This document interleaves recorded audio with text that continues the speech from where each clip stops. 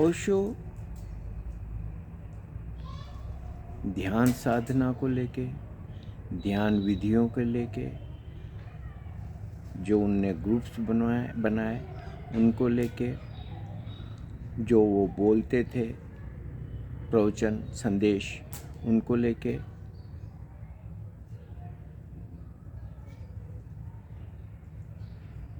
किसी भी तरीके की कोई काट छांट की सहमति या स्वीकृति नहीं देते थे किसी को भी, किसी भी हालत में। स्पष्ट था ध्यान विधियां वैसी ही होगी जैसी उनने बनाई, उनका संगीत वैसा ही होगा जो उनने बनाया। योग नीलम ने अपनी किताब में लिखा है कि इटली में जब एक बार डायनेमिक करवाया और वहाँ पे लाइव म्यूजिक से करवाया, और बॉम्बे में जब ओशो थे तो बड़ा उत्साह से बताया कि कैसे वो लाइव म्यूजिक से सक्रिय ध्यान कराना सफल रहा। ओशो ने कहा, नीलम, मेरे किसी भी ध्यान प्रयोग में ऐसा कोई बदलाव नहीं करना है, वही संगीत उपयोग करना है जो मैंने बनाया है। अब निश्चित रूप से ये मान के चलना पड़ेगा कि अगर ध्यान विधियों के साथ में कोई जोड़ तोड़ की गई तो उसका नुकसान हो सकता है। हमने देखे हैं नुकसान होते। ये भीतर उतरने की विधियां हैं, मजाक नहीं है।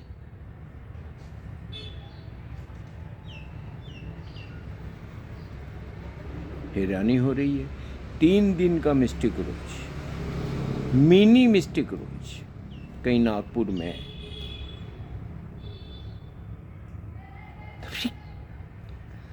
किसके दिमाग की ये उपज है?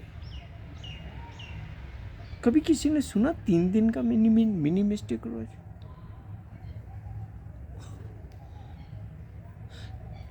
क्योंकि जो लोगों ने खुद ध्यान में नहीं गहरे उतरे, साधना में नहीं उतरे, ओशो के विजन में रचे बसे नहीं,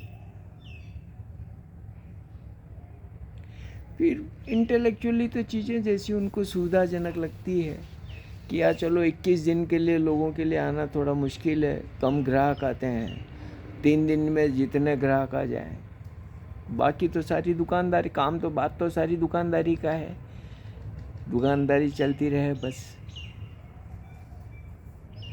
तो 3 दिन 3 घंटे,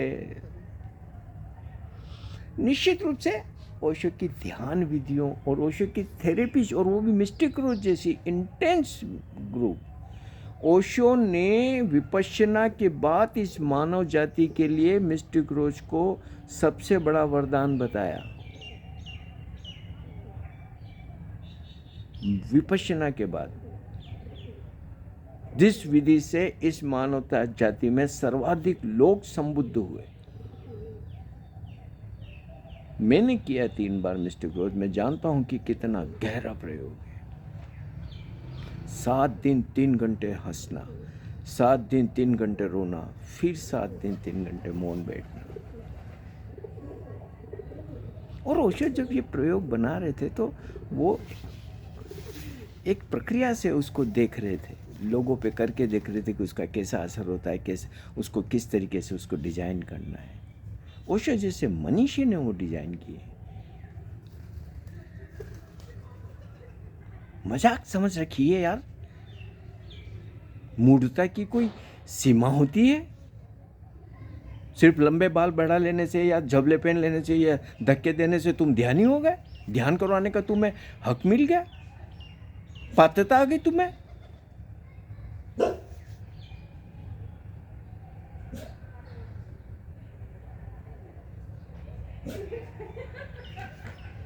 अरे भाई, एक ऑफिस का चपरासी बनना हो तो उसके लिए भी थोड़ी काबिलियत की जरूरत पड़ती है। एक पान की दुकान खोलो तो उसके लिए भी एक काबिलियत की जरूरत पड़ती है। ध्यान विधियां, और वो भी ओशो जैसे मनीषी की ध्यान विधियां,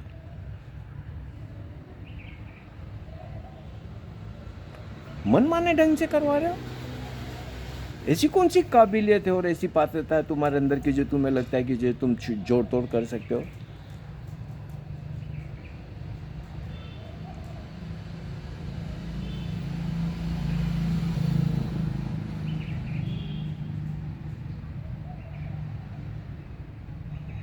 इतना जल्दी और इतने से सालों में ओशो की इवन ध्यान साधनाएं भी मजाक बन के रह जाएगी, ये कभी नहीं सोचा था।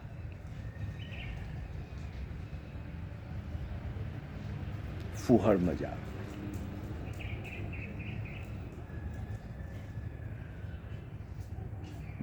पर बस बैठे बैठे देखते रहो।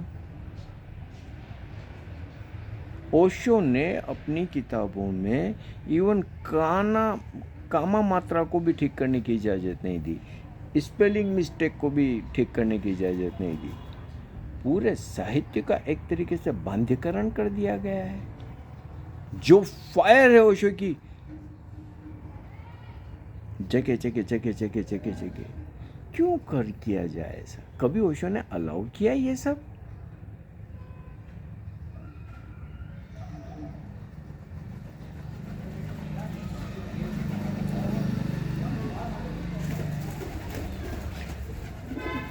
हर व्यक्ति की अपनी काबिलियत होती है,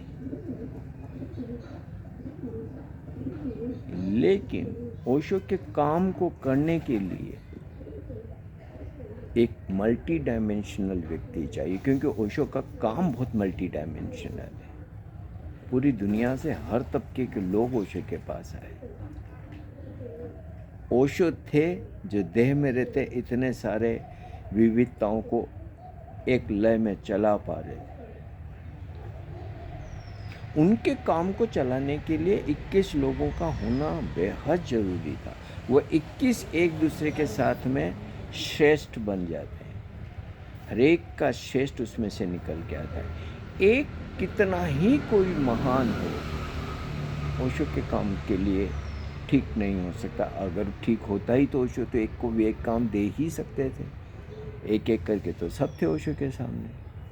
उन 21 को ओशो ने मिलाया और एक पूरी विधि बनाई कि वो कैसे निर्णय लेंगे, कैसे कार्य होगा, कैसे चीज़ें चलेगी। लेकिन जब चीज़ों में कई तलों पे तोड़-फोड़ हो जाती है, तो फिर वो तोड़-फोड़ कहीं एक जगह नहीं रुकती है, वो कई तलों पे चलती ही चली जाती है। जब मूल स्रोत दूषित होता है, तो वो दूषी आगे से आगे चलता रहता है और चल रहा है। ओशो को आज जिस तरीके से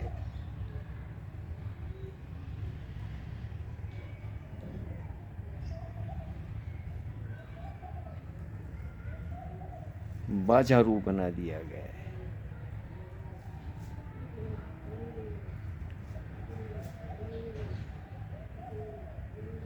दिखावा, ढोंग,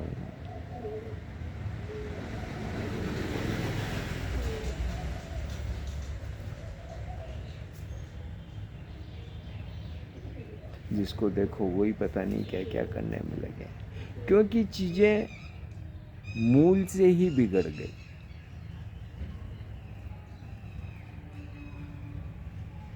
मूल से बिगड़ी तो पूरी दुनिया में बिगड़ती चली गई। और आज देखो, देखते ही देखते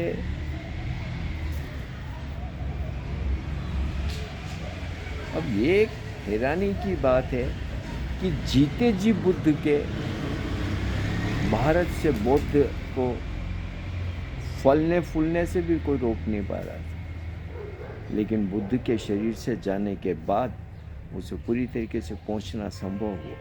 ये देह का कोई तो जादू होता है। जब तक ओशो शरीर में रहे, उनकी वाणी को रोकने के बहुत प्रयास हुए, लेकिन वो संभव नहीं हुआ। लेकिन आप देखो, इतने से सालों में पहुंच दिया गया पूरी तरीके से, ऊपर से लेकर नीचे तक हर तल पर।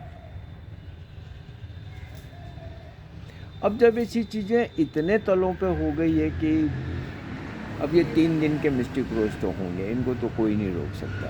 ये 3 दिन के मिस्टिक रोज भी होंगे या कुछ और तमाशे भी देखने को मिलेंगे।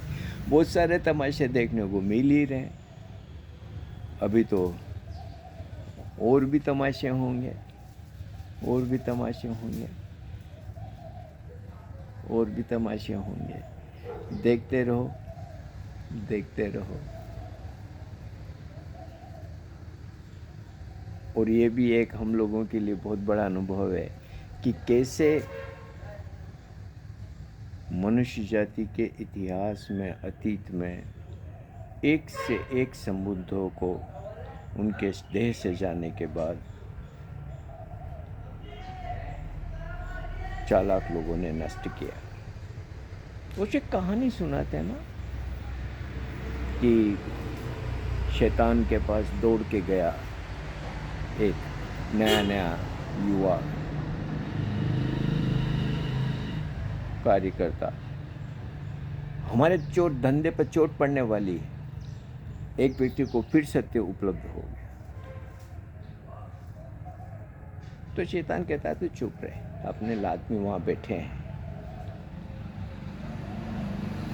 सत्य को खत्म कर देंगे। तो बोले कि मैं वहां जाके आऊं, मुझे तो अपने कोई आदमी वहां दिखाई नहीं दिए।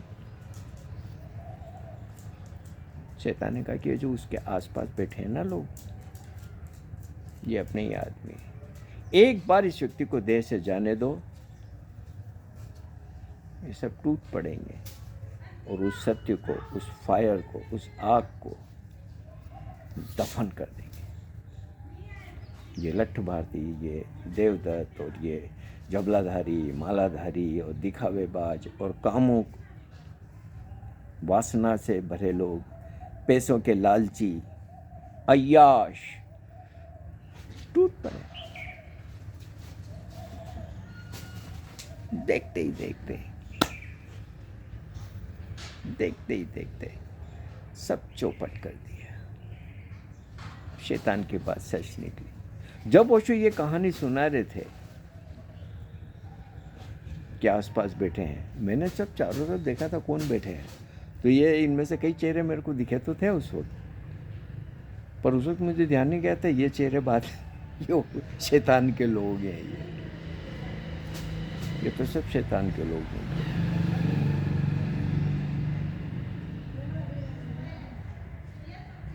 हर संबुद्ध